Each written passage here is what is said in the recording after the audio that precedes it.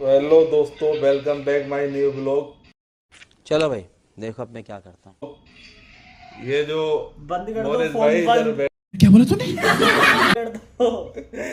ये जो मोनित भाई इधर बैठा है, ये बेचारा गरीब, ये दिल्ली से आया था। नोएडा में पहले काम करता था, अभी बेंगलोर में आ गया है। बेंगलोर में आके बहुत दुबला हो गया है। क्यों मोनित भाई? मोनित, अपने जर्नी के बारे में कुछ? अगर मैं परेशान होता तो मैं वीडियो बनाता, परेशान तुम हो इसलिए तुम वीडियो। हमको मारो, हमको जिंदा मत छोड़ो सालो। हम कोई मंदिर का घंटा है कि कोई भी आके बजा जाता है। इतनी मेहनत करने के बावजूद मिलेंगे दाल चावल।